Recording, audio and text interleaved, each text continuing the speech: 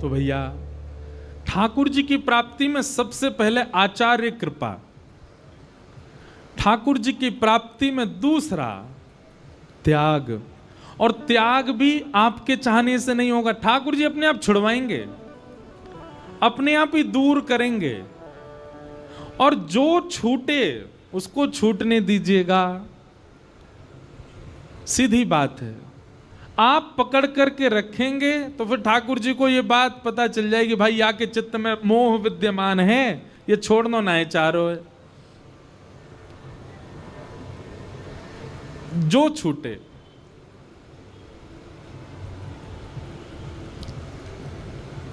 अब मेरे को एक के बाद एक पद याद आते रहते हैं तो मन होता है पद ही गाऊं। अच्छा, ये सब जो सारी कथाओं में नहीं होता, ये कहीं कहीं होता है, एक के बाद एक पद याद आते हैं कहीं कहीं होता है। ब्रज के अंतरंग भाव सब जगह प्रकट नहीं होते कथा में। एक पद मैं गाता हूं, उस पद में एक पंक्ति आती है, घर का प्राणी कहा ना माने, मन मन खुशी मनाऊं। घर का प्राणी कहा ना माने, मन मन खुशी मनाऊं। हे नाथ, आपकी बड़ी कृपा है। क्यों? घर के लोग मेरी बातें नहीं मानते। आपके घर के लोग आपकी एक बार कही गई बात पर तुरंत पालन करते हैं तो समझो अभी ठाकुर जी ने स्वीकार नहीं किया। ठाकुर जी स्वीकार कर रहे हैं जी, कैसे पता चले? बोले जो कहो घर में सब लोग लड़ने बैठ जाते हैं, बोले ये नहीं होगा, ऐसे नहीं होगा, ये नहीं होगा। आपकी बात कोई नहीं माने तो यूं समझो, हाँ कोई नहीं मान रहे हो तो या को मतलब सबके प्रति जो मोह है ठाकुर जी उसको कम कर रहे हैं। मारा गिरधर लाल थारो नचायो नाचू रे, मारा नट राजा थारो नचायो नाचू। बोलो मदन मोहन लाल की। तो ऐसे श्री मदन मोहन लाल जी सनातन गोस्वामी को प्राप्त हुए। और रूप गोस्वामी को कैसे प्राप्त हुए वो विश्राम जब कर रहे होंगे कथा का तब सुनाएंगे, और फिर उसके बाद उत्सव मनाएंगे। तो इस प्रकार श्री मदन मोहन जी प्रकट भये। तो मैं इस विषय पर लेकर के आया था कि ठाकुर जी जीवन में आएंगे तो सब छुड़वा देंगे। ये बात पहले ही पक्का करके रखना। आप छूटेगा, और छूटेगा का मतलब ये नहीं कि घर से बेघर रह जाओगे, खाने पीने को नहीं मिलेगा, ऐसा नहीं। छूटेगा मतलब आपके चित्त में जो भावना थी उन सब के प्रति वो कम होने लग जाएगी। रहोगे घर में ही, रहोगे बहुव्यंजनों के बीच में ही, रहोगे पार्टीज में ही, रहोगे ऐसे लोगों के बीच में, पर आपका चित्त नहीं होगा कि अब मन उठ चुका है मेरा, अब ये सब इच्छा नहीं है। तब समझो हाँ ठाकुर जी कृपा है रही है। कई लोग घबरा गए, बोले महाराज जी घर से बेदखल होंगे तभी वृंदावन स्वीकार करेगो, जैसे रूप सनातन हो गए। तब का समय अलग था, पर हाँ यह भी हो जाए तो बड़ी बात नहीं है, यह भी हो सकता है। पर मूल बात यह है कि आपका चित्त भर जाएगा सब चीजों से। ये ठाकुर जी करते हैं। तो सनातन गोस्वामी को इस प्रकार ठाकुर जी प्राप्त भये। ऐसे ठाकुर जी वृंदावन में विराज रहे हैं। तो निर्गुण निराकार ब्रह्म को समझना बहुत मुश्किल, वृंदावन वाले ठाकुर जी को समझना भी आसान तो नहीं है, पर वे यदि समझ में आने लगे तो संसार छूटेगा, संसार से निवृत्ति होने लग जाएगी। ऐसे श्री कृष्ण को हम प्रणाम करते हैं। अब भागवत जी के द्वितीय श्लोक में विषय, अधिकारी, संबंध और प्रयोजन, 4 बातें बताई गई, बहुत ध्यान से सुनना। कि धर्म प्रोजित कई तवोत्र परमो निर्मत्सराणां सतां, वैद्यं वास्तवमत्र वस्तु शिवदं तापत्रयोन्मूलनम्। श्रीमद्भागवते महामुनि कृते किं वा परैरीश्वरः सद्यो हृद्यवरुध्यते त्रिकृतभिः शुश्रूषुभिस्तत्क्षणात्। बहुत सावधानी से सुनो। सबसे पहला, भागवत का विषय क्या है? कहीं जाते हैं तो उस स्थान का कुछ ना कुछ प्रभाव आपके ऊपर होता है। भागवत जी के कई प्रभाव हैं, परंतु एक विशेष प्रभाव होगा कथा सुनने से। वो क्या है? तो कहते हैं धर्म प्रौजित कई तवोत्र परमो। आपके चित्त में परम धर्म करने की बहुत इच्छा प्रकट होगी। परम धर्म किसको कहते हैं? दो बातें होती हैं, धर्म और परम धर्म। अभी आप लोग बिजनेस करते हो, जॉब करते हो, हमारे विपराग जी सिंगिंग करते हैं, पायलट प्लेन उड़ाता है। आप जो कुछ भी अपने घर परिवार के पालन पोषण के लिए करते हो, सही तरीके से, गपलेबाजी से नहीं, सही सही तरीके से जो क्रिया करते हो वो सब धर्म कहलाता है। वो सब आपका धर्म है। वो पहले है, बाकी सब बाद में है, क्योंकि उससे आपका संसार चल रहा है। जिससे आपका संसार चल रहा है, जिससे आपका घर चल रहा है, जिससे आपकी प्रतिष्ठा, आपका ऐश्वर्य, आपके परिवार का पालन पोषण हो रहा है, वो सब धर्म कहलाता है। और परम धर्म क्या होता है? तो सीधा उदाहरण है, जिस क्रिया से हमारा तन, हमारा शरीर पुष्ट होता है वो धर्म है, और जिस क्रिया से हमारी आत्मा पुष्ट होती है वो परम धर्म है। सुन रहे हैं?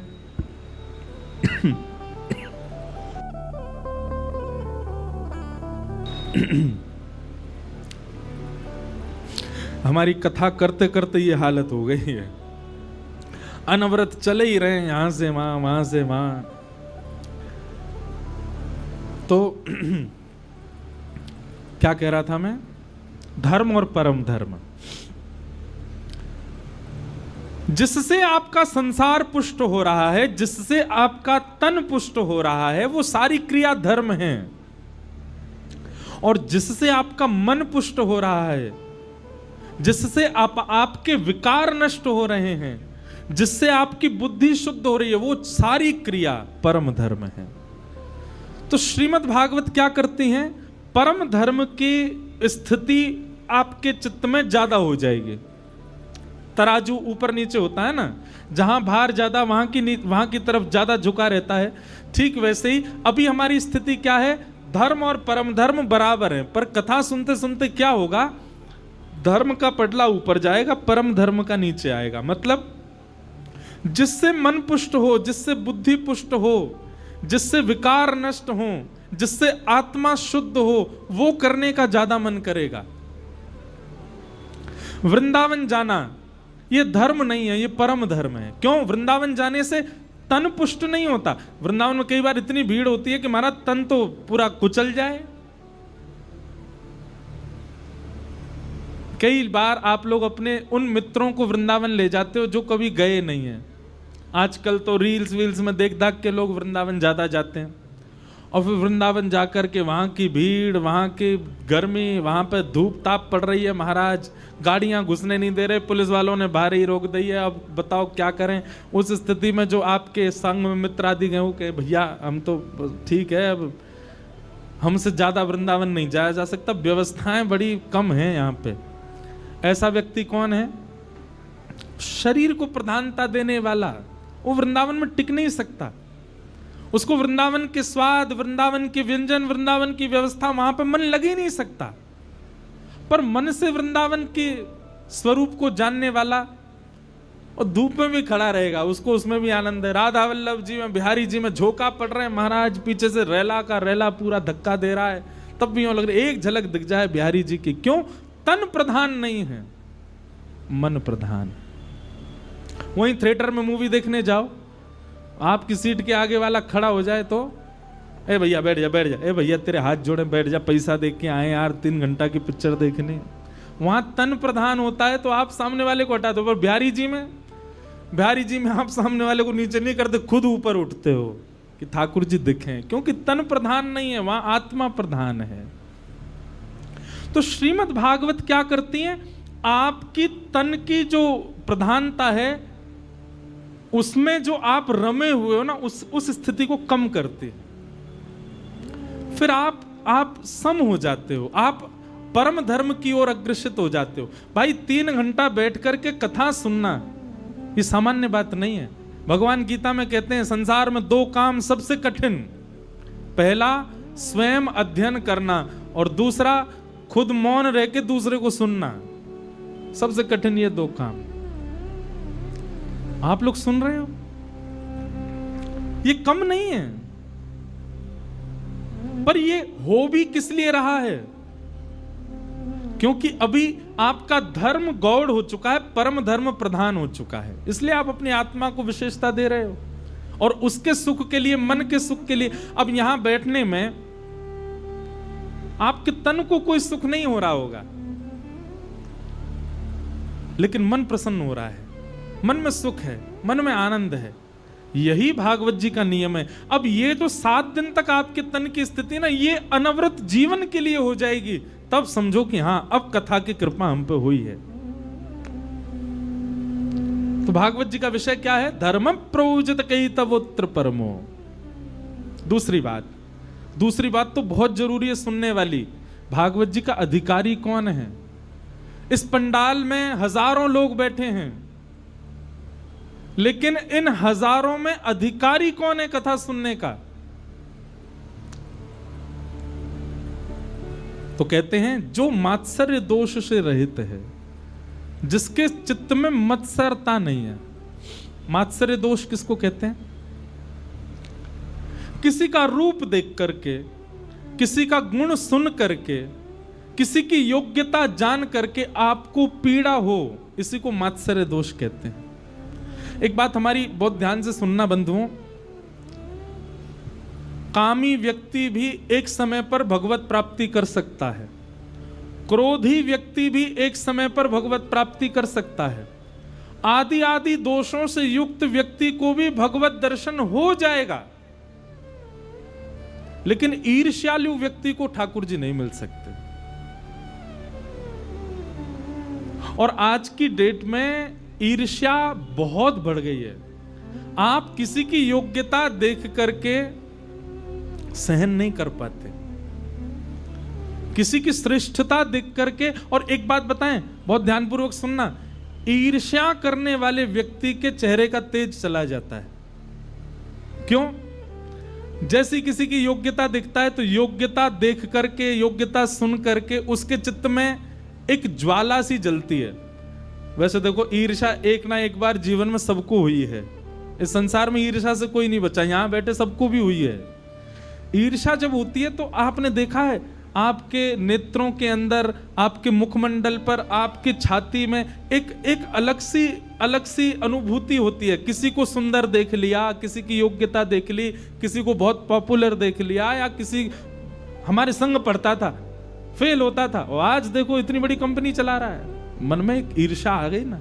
तो ईर्ष्या एक विचित्र प्रकार की ज्वाला आपके चित्त में प्रकट करता है, जिससे आपके चेहरे का जो तेज है धीरे धीरे कम होने लग जाता है। भले ही ऊपर से पाउडर पोते आओ तो बात अलग है, लेकिन जो वास्तविक आपका जो रूप है ना, ये रूप से बहुत कुछ पता चलता है कि मानव कैसा है।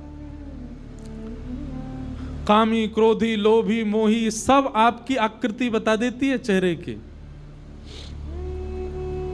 आप कहोगे कौन बताता है? फेस रीडिंग करने वाले नहीं।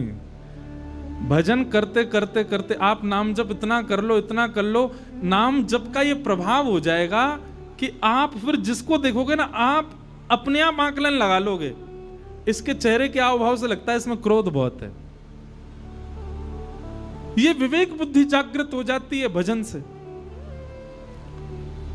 हम नीचे नहीं बोलेंगे, मंच से बोल देते, पर कई लोग मिलने आते हैं, प्रणाम करते हैं ना, तो इतना तो कथा करते करते मुझे भी अनुभव हो गया कि चेहरे से मैं भी पता मुझे चल जाता है कि ये व्यक्ति किस स्थिति में ज्यादा है। वो बात अलग है कि मुझे दोष नहीं देखना चाहिए, सबको हम प्रणाम करते हैं, सबको वंदन करते हैं, पर हम महिमा बता रहे हैं भजन मार्ग की, भक्ति मार्ग की, कि इस पर चलने से व्यक्ति को इतना अनुभव तो हो जाता है कि आप व्यक्ति को पहचान जाओगे कौन सद है कौन असद है। तो ईर्ष्या दोष ईर्ष्यालु व्यक्ति को कथा सुनने का अधिकार नहीं है। आप कहोगे महाराज जी यहाँ कोई जांच करने वाले तो खड़े नहीं है जो जांच करें। हाँ भाई, इसमें ईर्ष्या अंदर मत, यहां तो सब आएंगे। कोई 6th क्लास में पढ़ने वाला बालक 6th क्लास पास आउट नहीं हो, 7th में गया ही ना हो, 8th क्लास की किताबें देखी ना, सीधे 9th में बैठ जाए, क्लास में तो बैठ जाएगा पर पढ़ाई समझ में नहीं आएगी। जिसने अपने लाइफ में कॉमर्स नहीं पढ़ी होगी या वो स्ट्रीम नहीं ली हो, वो चार्टर्ड अकाउंटेंट की कोचिंग क्लास में चला जाए, उसको समझ आएगा? नहीं आएगा। ठीक वैसे ही आप कथा में आके बैठ जाएंगे, कथा भी आपको जचेगी क्योंकि चरित्र इतने सुंदर हैं कि आपका मन लगेगा, लेकिन आप इंप्लीमेंट नहीं कर पाओगे अपनी लाइफ में। अगर आपके चित्त में ईर्ष्या होगी तो आप यहां से बाहर निकलते, सुनी थी बात, सिर भी हिलाया था, अच्छी भी लगी थी, पर अपनी लाइफ में धारण कर लो, वो नहीं हो पाएगा। क्यों? आपके चित्त में जो ईर्ष्या है वो उसको करने से रोकेगा। अब बात आती है कि महाराज जी पर ये ईर्ष्या नष्ट हो कैसे, ईर्ष्या का भाव चित्त से जाए कैसे? एक ही उपाय है हमारे पास, तो सत्संग की अवधि बढ़ा लो, जितना ज्यादा हो सके जीवन में फिर सत्संग का भाव बढ़ाओ। सत्संग करते करते करते करते करते करते एक समय ऐसा आएगा कि फिर आपको जिसको देख के ईर्ष्या होती थी, फिर उसको देख करके भी उससे ईर्ष्या भाव ना होके उसमें भी गुण भाव होगा। और नहीं तो इन कथाओं में ही आप टेस्ट कर लो। आज जब जाओ कथा से अपने घर, तो वो व्यक्ति जिससे भी आपको ईर्ष्या होती है, कोई तो होगा ऐसा जिसको देख के सुहाता ही नहीं है बिल्कुल, उसका फोटो देखना एक बार और थोड़ी देर देखते रहना और फिर ये विचार करना इसमें गुण क्या है। अवगुण तो मुझे बहुत सारे दिख गए इसमें, लेकिन इसमें गुण क्या है? और कहीं आपको अगर गुण दिख गया तो बस समझ जाना अब कथा आपके ऊपर असर करेगी, धीरे धीरे ईर्ष्या दोष नष्ट हो जाएगा। सत्संग में, कथा में, भजन मार्ग में, भक्ति पथ पर ईर्ष्यालु व्यक्ति भगवत प्राप्ति में पीछे छूट जाएगा, नहीं मिलेंगे उसको ठाकुर जी। अच्छा, ईर्ष्या भी कई बार भक्तों में भी ईर्ष्या होती है। इसने ऐसा श्रृंगार किया तो इससे बढ़िया करके दिखाऊंगा, इससे यूं करके दिखाऊंगा। ये दोष तो नहीं है, पर यह भी नहीं होना चाहिए। निर्मत्सराणाम सताम, मात्सर्य दोष रहित हो जाओ, ईर्ष्या भाव चित्त में मत रखो। तो भागवत का अधिकारी कौन? जिसके चित्त में ईर्ष्या नहीं है। भागवत का अधिकारी हम बोल रहे हैं तो सीधा आप अर्थ यही लगाया करो, भगवान का अधिकारी कौन है? जिसके चित्त में ईर्ष्या नहीं है। निर्मत्सराणाम सताम। अब तीसरी बात, श्रीमद् भागवत जी कथा सुनने के पश्चात, कथा सुनने के उपरांत हमें क्या प्राप्त होगा भागवत जी से, और क्या प्राप्त होगा ये बात एक है, हमें क्या मांग करनी चाहिए भागवत जी से। तब यहां कहते हैं वैद्यम वास्तवमत्र वस्तु शिवदम, ठाकुर जी से संबंध की कामना करनी चाहिए। किसकी कामना? संबंध। कोई संबंध हो, कई जन्मों से बुला रहे हो, कोई तो नाता जरूर होगा, नजरों से नजरें मिला न पाऊं, मेरी नजर का कसूर होगा, तुम ही तो मेरे माता पिता हो, तुम ही तो मेरे बंधु सखा हो, कितने रिश्ते तुम संग मेरे, रिश्ता निभाना जरूर होगा, कई जन्मों से बुला रहे हो, कोई तो नाता जरूर होगा। हम एक बात कह रहे हैं व्यास मंच पे बैठ के, बहुत ध्यान से सुनना। कह चुका हूं पहले भी, पुनः कह रहा हूं, जीवन में एक बार भी ठाकुर जी की कथा प्रिय लग गई हो, 7 दिन कथा सुनने आए, 7 दिन अच्छी नहीं लगी, लेकिन एक दिन कोई एक चरित्र अच्छा लग गया हो, पूरे जीवन में अब तक में कभी भी वृंदावन प्रिय लग गया हो, वृंदावन जाकर के कभी श्री राधा रमण जी को देख करके चित्त में एक बार प्रेम प्रकट हो गया, फिर भले ही नहीं हुआ उसके बाद, एक बार हुआ था बस। ब्रजवासियों को देख करके, यमुना जी को देख करके, रजकण देख करके एक बार, केवल एक बार किंचित प्रेम प्रकट हुआ हो, तो आप ये बात निश्चित मान लीजिएगा, आपका पूर्व का कोई तो संबंध ठाकुर जी से पुराना है, किसी अपराध के कारण आपका पुनर्जन्म हुआ है और आप ठाकुर जी से विलग हैं। ये एक क्षण का प्रेम प्रकट करा करके ठाकुर जी प्रमाणित कर रहे हैं कि तू मेरो है, पहले तो ही मेरो है, लेकिन तू भटको गयो है, तू मुझको पहचान नहीं पा रहे हो है। अब आप किसी भी भक्त का चरित्र उठा करके देखो, जिन सनातन गोस्वामी की हम लीला सुन रहे हैं, ये भी इनके पूर्व काल में ठाकुर जी की मंजरी हैं, मंजरी भाव में आप रहते हैं। रूप गोस्वामी जिन्होंने श्री गोविंद देव जी को प्रकट किया, वे गुण मंजरी हैं। मंजरी मतलब गौड़िया वैष्णव संप्रदाय में नित्य सहचरी सखी को मंजरी कहते हैं। तो रूप गोस्वामी कौन है? बोले रूप गोस्वामी ठाकुर जी की गुण मंजरी हो। गुण मंजरी का भाव क्या है? बोले ठाकुर जी को तांबूल पवाती हैं निज वृंदावन में, गुण मंजरी। हमारे स्वामी श्री हरिदास जी, ये कौन है? ये ललिता जी का रूप हैं। हमारे श्री हितरवंश महाप्रभु कौन है? ये वंशी का अवतार हैं, ये पूर्व में वंशी थे। श्री हरिराम व्यास ये पूर्व में कौन थे? ये विशाखा जी का रूप हैं। इसका मतलब क्या है? इससे ये बात प्रमाणित होती है कि हमारे मस्तक पर उर्दपुंड है, गले में कंठी माला है, नाम जप के प्रति निष्ठा है, कथा के प्रति प्रेम है, वृंदावन के प्रति अगाध इच्छा है। तो इसका मतलब हम कोई गुणमंजरी या कोई मंजरी नहीं है, कोई सखी नहीं है, पर हाँ ठाकुर जी की नित्य लीला में कोई सेवा, दूर की सेवा हो भले ही। अब जैसे ललिता जी की तो नित्य सेवा है, वो ठाकुर जी के चरण पकड़ लेती हैं, पर ललिता जी के भी कोई चरण दबाती होगी, उस ललिता जी की दासी की भी कोई दासी होगी, उनकी दासी की भी कोई दासी होगी, उस दासी के हम दास रहे होंगे। इसीलिए इस जन्म में हमको वृंदावन प्रिय लग रहा है।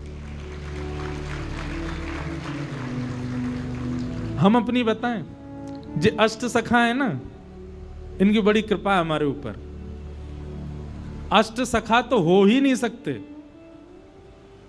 पर अष्ट सखा को कोई दास रहे होगो, वह दास को कोई दास रहे होगो, वह दास को कोई दास रहे होगो, वह दास को भी कोई दास रहे होगो, और वह दास के हम दास रहे होंगे। या हमारे या जन्म में वक्ता बन के आ गए। ये कृपा भई है।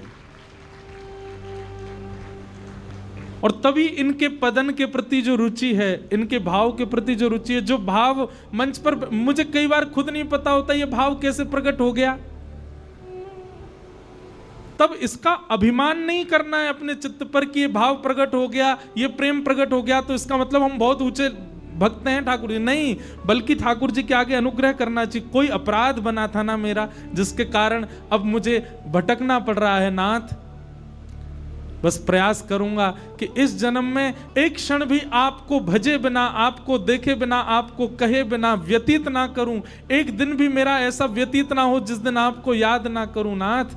इस जन्म को मैं अवसर मान करके आपकी प्राप्ति में लगा दूंगा। ऐसा भाव प्रकट करो।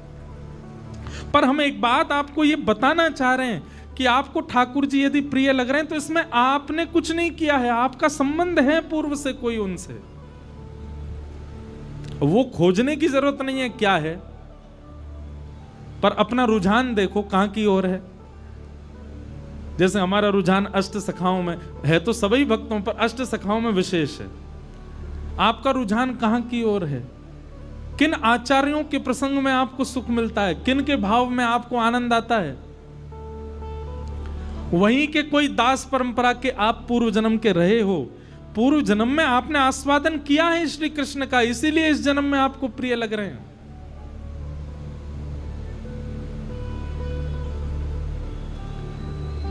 हमारे बी पराग जी पूर्व जन्म में ठाकुर जी के गवैया ही रहे होंगे, ठाकुर जी को इनने रिझायो ही होगो, ठाकुर जी के सन्मुख बैठ करके खूब रिझायो होगो,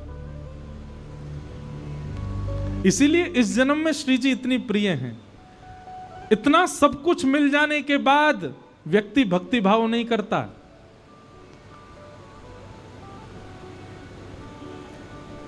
शास्त्र आज्ञा करते हैं बहुत व्यवस्थाओं में रहने वाला व्यक्ति भजन नहीं कर सकता, लेकिन बहुत व्यवस्थाओं में रहने वाला व्यक्ति यदि भजन कर रहा है तो इसका मतलब वो ठाकुर जी की इच्छा से ही कर रहा है और वो उसके पूर्व जन्म का प्रारब्ध है।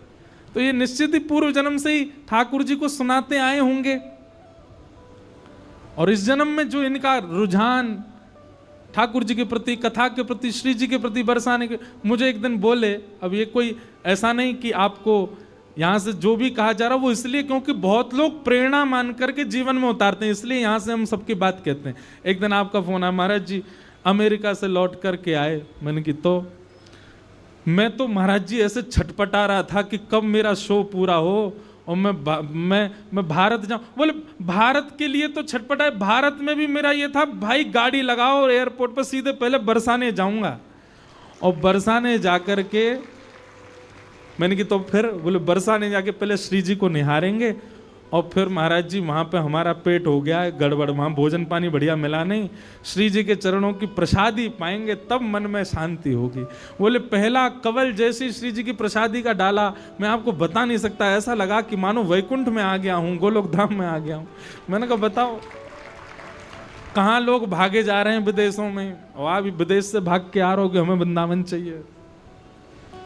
इसका मतलब क्या है भाई, चुंबक यदि कहीं रखी है तो आसपास लोहा होगा, तो लोहा नहीं चाहेगा कि मैं जाऊं, चुंबक ही खींच लेती है। हमारे लाल जी ही चुंबक हैं।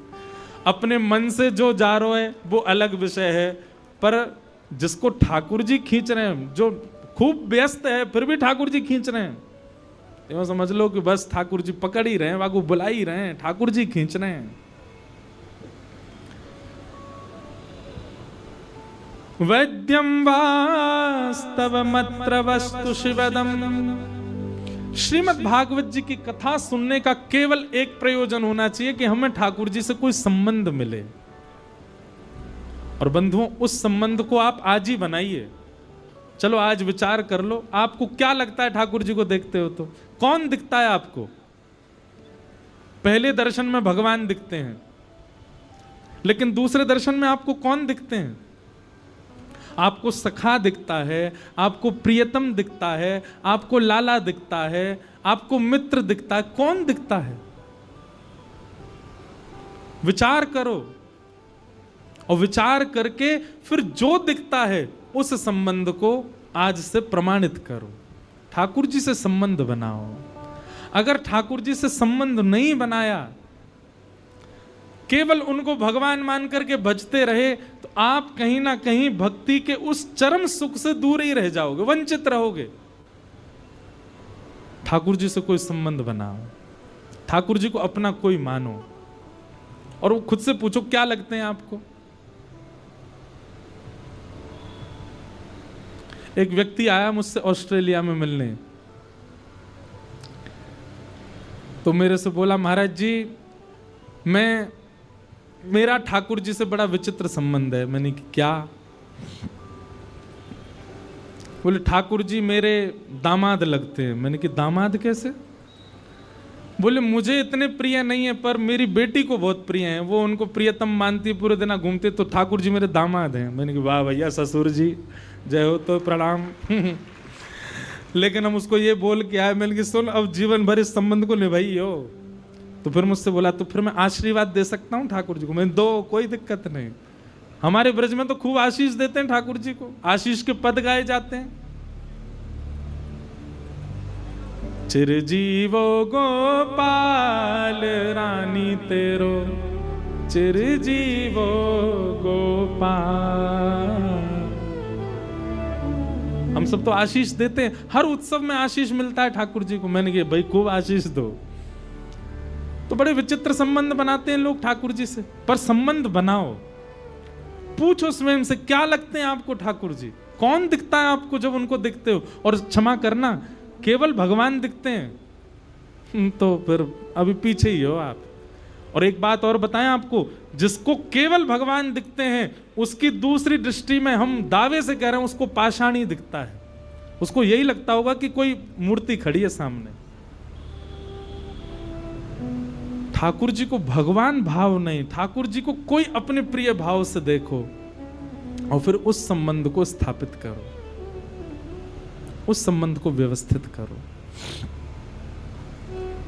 प्रयागराज में एक व्यक्ति रहते थे, सत्य घटना है, हम सुनाते हैं कथा में। उनके कोई संतान नहीं थी, खूब प्रयास किया लेकिन संतान जब नहीं हुई तो अंत तो गत्वा उन्होंने ठाकुर जी को ही अपना पुत्र मान लिया और श्री कुंज बिहारी लाल जी का एक सुंदर मंदिर बनवाया और पूरा दुनिया दर्शन करने आया। सब कहते कुंज बिहारी, और वो दोनों दंपति कहते हमारा कुंजो बेटा, ये हमारा कुंजो बेटा है। लेकिन एक बात और सुनिए, मैं कई घरों में गया हूं, वो लोग बोलते हैं, पर जब कोई संत आवे, कोई कथा वक्ता आवे, कोई महापुरुष आवे, सबके सामने ऐसे नहीं बोलना है। फिर एक जगह मैं कहीं गया था बंबई में, तो मेरे सामने वो ऐसे बोल गए, देखो महाराज जी कैसा खड़ा है इतरा करके। उनका भाव था, पर मैंने फिर उनको समझाया, मैंने सुनो ये भाव आपके एकांतिक होने चाहिए, सबके सामने नहीं। क्यों? मैंने कि मेरे मन में दोष आया, आप ऐसा कैसे बोल सकते हो ठाकुर जी को? लेकिन ये आपका निज भाव है तो निज ही रहने दीजिए, सबके सामने नहीं। कई लोग प्रकाशित कर देते हैं अपने ठाकुर जी के प्रति। संबंध गोपनीय रखना है, प्रेम को ज्यादा ढिंडोरा मत पीटो, उसको गोपनीय रखो। तो कुंजो बेटा जे कौन है? बोले हमारो कुंजो बेटा। एक बार गांव के लोगों ने आकर के सेठ जी से कहा, बोले सेठ जी आप इसको कुंजो बेटा करते रहो तो अच्छा आपकी भावना है, संस्कार कौन करेगा आपका चले जाने के बाद? बोले तुम्हारा कौन करेगा? बोले हमारे तो बेटा हैं वो करेंगे। बोले मेरा भी बेटा कुंजो बेटा जय करेगा। इतने विश्वास से उन्होंने ये बात कह दी। कुछ समय बाद उनके प्राण चले गए। गांव के सब लोग इकट्ठे हुए, सब लोग उनको ले जाने लगे। सब लोग प्रशंसा तो करते ही हैं, जब कोई चला जाता है तो उसकी सब प्रशंसा करते हैं, बहुत अच्छे थे, बहुत बढ़िया थे, सब कहते जा रहे थे। छोटे कई सारे बच्चे शव यात्रा में चल रहे थे रोते हुए। क्यों? उनके बालक नहीं थे तो गांव के सब बच्चों से प्रेम करते थे। जैसे ही शमशान पहुंचे, अब बोले भाई कैसे करना है इनका संस्कार, कौन करेगा? तभी उन बालकों में एक बालक बहुत रो रहा था, अंगूठा पकड़ करके, सेठ जी कहां चले गए, अब मुझे कौन पवाएगा, मुझे दूध कौन पिलाएगा? गांव के लोगों ने सोचा ये बालक बहुत रो रहा है, इसी से ही करा दो।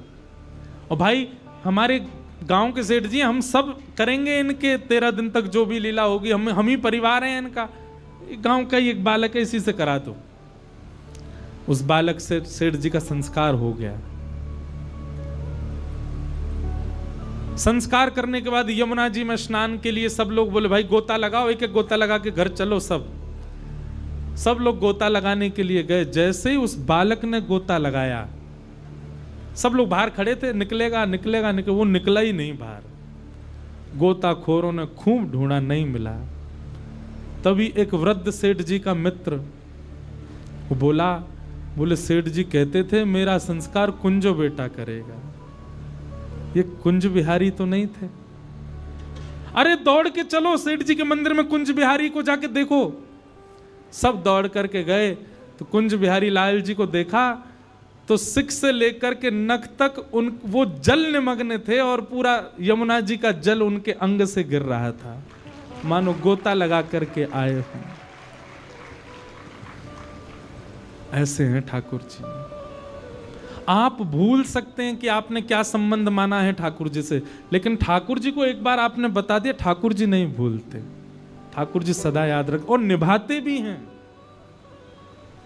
इसलिए कोई संबंध बनाओ, और संसार में जिस संबंध का अभाव ज्यादा हो ना, सबसे ज्यादा अभाव दो चीजों का है आज की डेट में। पहला तो मित्र, मित्र नहीं है आजकल, सब रे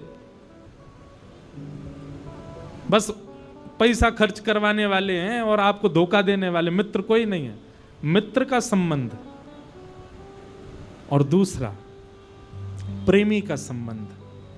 प्रेमी और मित्र संसार में खोजने पे नहीं मिलेंगे, ये दोनों संबंध ठाकुर जी से बना सकते, पर मेरे कहने से नहीं, आपका अपना भाव बने तो।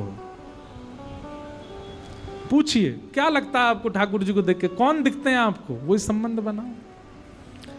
वैद्यं वास्तवमत्र वस्तु शिवदम। ठाकुर जी से वास्तविक संबंध बनवाने में आपकी सबसे ज्यादा सहायता करेंगी भागवत जी। और कैसा संबंध बनेगा, बोले शिवदम। शिवदम यानी कि कल्याणकारी। तो विषय, अधिकारी, संबंध, और अंतिम बात आती प्रयोजनम।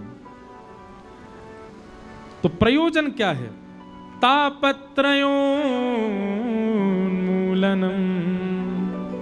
भागवत जी का प्रयोजन क्या है, तीन प्रकार के ताप, तीन प्रकार के दुख होते हैं हम सबके जीवन में, आदि दैविक, आध्यात्मिक, आदि भौतिक।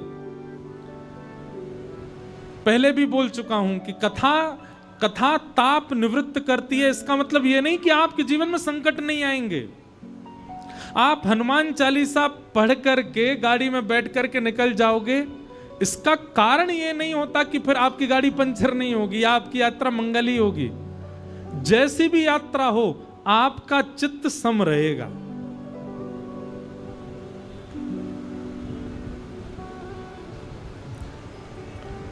समत्व सिखाती हैं भागवत जी कथा। वैद्यम वास्तवमत्र वस्तु शिवदम तापत्रयोन्मूलनम।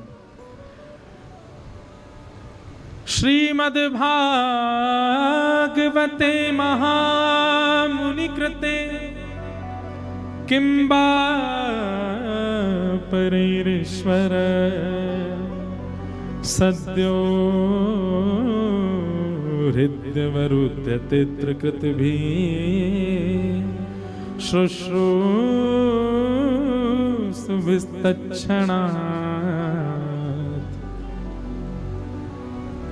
आप सब लोग जितने भी यहां बैठे हो कथा में, सब हम कह रहे हैं आप भाग्यशाली हो, सौभाग्यशाली हो, पर किस लिए भाग्यशाली हो? तो भागवत जी कहती हैं, व्यक्ति जैसे ही कथा में आकर के बैठ जाता है और कथा में बैठ करके उसका कथा में यदि मन लगने लग जाता है, तो यही मानना चाहिए कि उसका मन नहीं लगा है, चित्त में ठाकुर जी बैठे हैं, इसीलिए उसका बैठने का मन हो रहा है, इसीलिए उसकी बैठने की इच्छा हो रही है। सद्यो हृदय वरुध्यते त्रिकृतिभिः।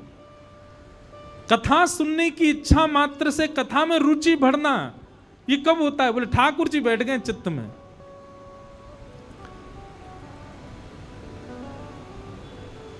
बंधुओं, कथा सुनते समय सप्ताह के लिए आप इतने पवित्र हो कि ठाकुर जी चित्त में बैठे हैं, पर होता क्या है, 7 दिन के बाद जब पुनरावृत्ति वही संसार की होती है, वही ठाकुर जी फिर त्याग कर देते। मतलब कथा सुनना एक प्रकार का अवसर है कि ठाकुर जी चित्त में आ गए, बस अब उनको पकड़ के रखो, वो भागे नहीं वहां से, चित्त छोड़ के जाए नहीं।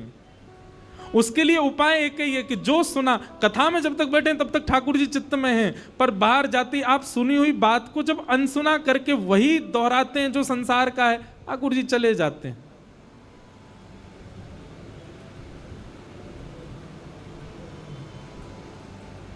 एक पंक्ति हम गाया करते हैं कथा में,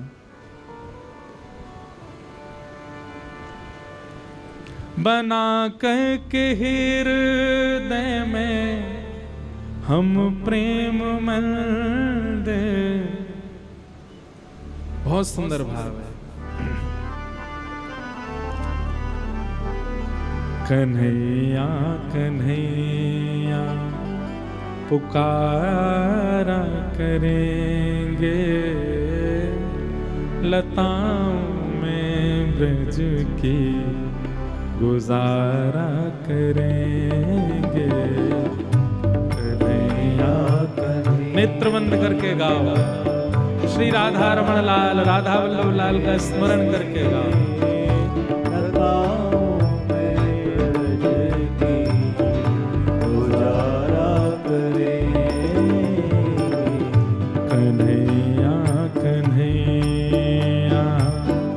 पुकारा करेंगे, लताओं में ब्रज की गुजारा करेंगे। कन्हैया कन्हैया पुकारा करेंगे, लताओं में ब्रज की। उच्च स्वर में गाओ मेरे साथ। कहीं तो मिलेंगे वो बांके बिहारी, कहीं तो मिलेंगे वो बांके बिहारी। हाँ, कहीं तो मिलेंगे राधा रमण बिहारी।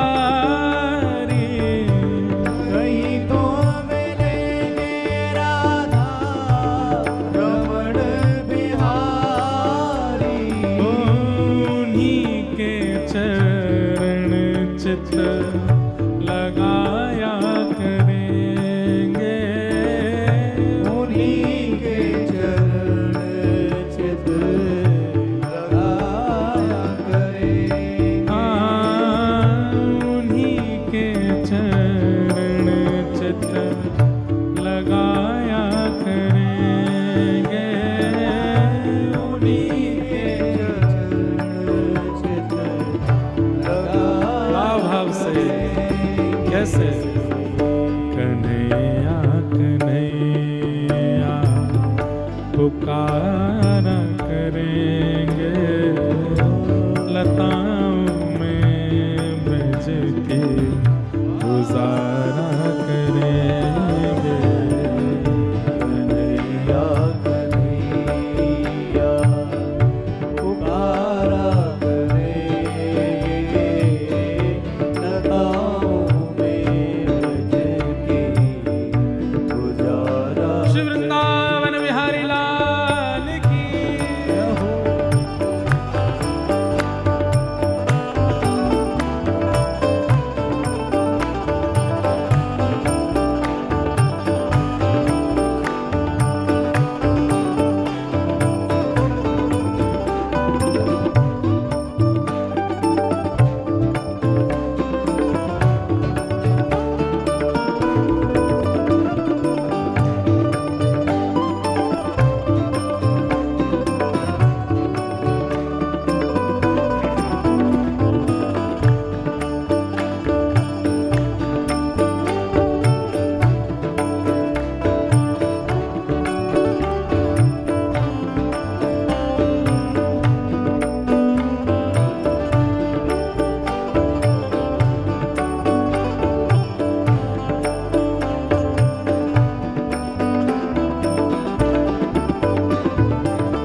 पंक्ति मेरे चित्त में आ रही थी, वो पंक्ति यही है। बना करके हृदय में हम प्रेम मंदिर, बना करके हृदय में हम प्रेम मंदिर, ओ बना करके हृदय में हम प्रेम मंदिर।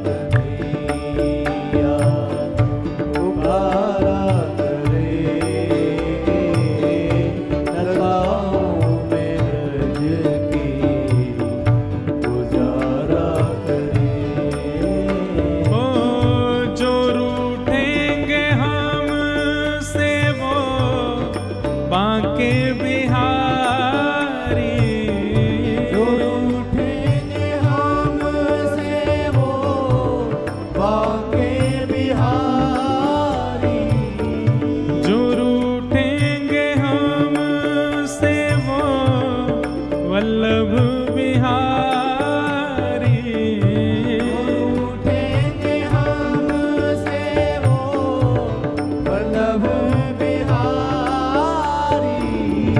बात हमारी सुनो, ठाकुर जी रूठे हैं, इसका क्या प्रमाण है?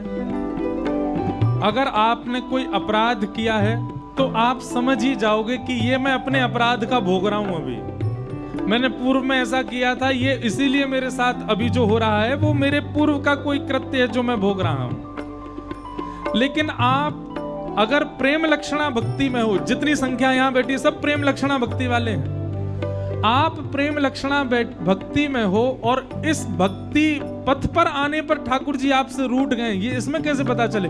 इसमें अपराध नहीं आते हैं लौट करके। तो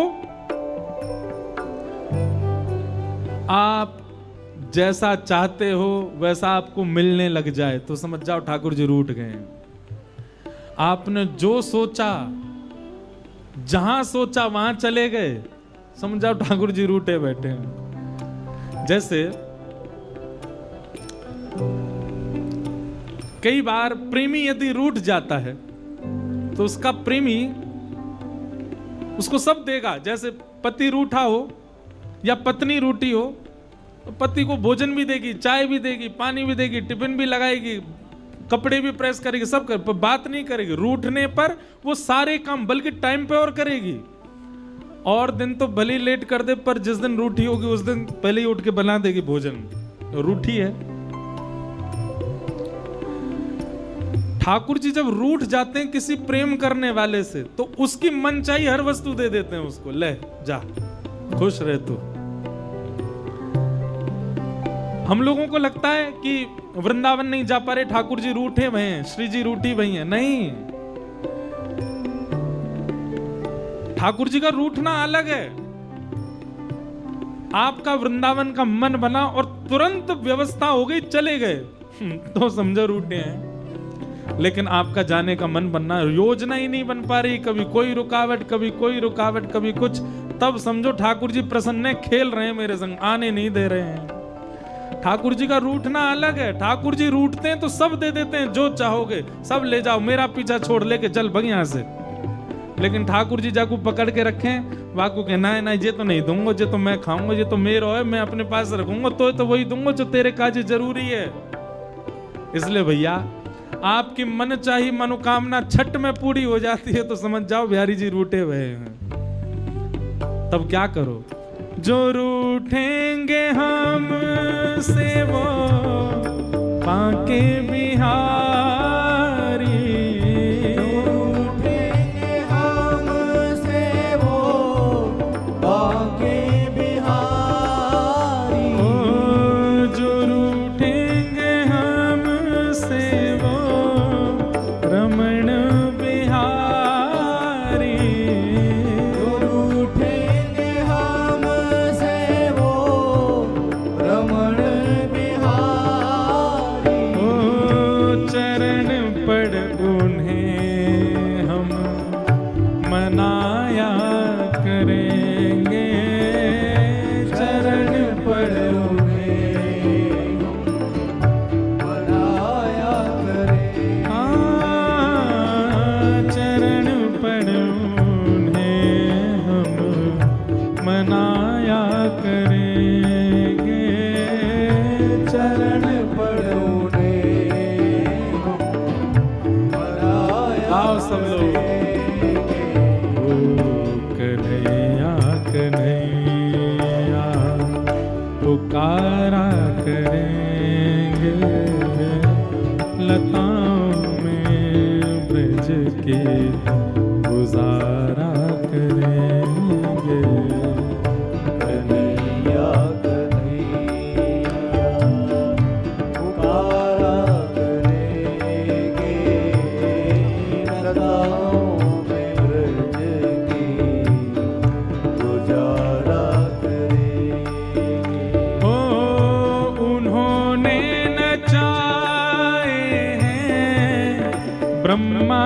सारे उन्होंने नचाए ब्रह्मांड सारे। ओ मगर अब उन्हें हम नचाया करेंगे, मगर अब उन्हें हम नचाया रे। मगर अब उन्हें हम नचाया करेंगे, मगर अब उन्हें भाव से कन्हैया कन्हैया पुकारा करेंगे, लताओं में ब्रज की गुजारा करेंगे। कन्हैया कन्हैया पुकारा करे, लताओं में ब्रज की गुजारा करे। कन्हैया कन्हैया पुकारा करेंगे, लताओं में ब्रज की गुजारा करेंगे। कन्हैया कन्हैया पुकारा करे, लताओं में ब्रज की गुजारा करे। हे वृंदावन चंद भजो राधे गोविंदा, वृंदावन चंद भजो राधे गोविंदा। हाँ वृंदावन चंद भजो राधे गोविंदा, वृंदावन चंद भजो राधे गोविंदा। प्यारे राधा रमण लाल भजो राधे गोविंदा, रमण लाल भजो राधे गोविंदा। श्री राधा रमण लाल भजो राधे गोविंदा, रमण लाल भजो राधे गोविंदा। प्यारे राधा वल्लभ लाल भजो राधे गोविंदा, वल्लभ लाल भजो राधे गोविंदा। प्यारे राधा वल्लभ लाल भजो राधे गोविंदा, वल्लभ लाल भजो राधे गोविंदा। हे वृंदावन चंद भजो राधे गोविंदा, वृंदावन चंद भजो राधे गोविंदा। हे वृंदावन चंद भजो राधे गोविंदा। वृंदावन चंद भजो राधे गोविंदा। जय राधे राधे राधे राधे राधे गोविंदा, राधे राधे राधे राधे राधे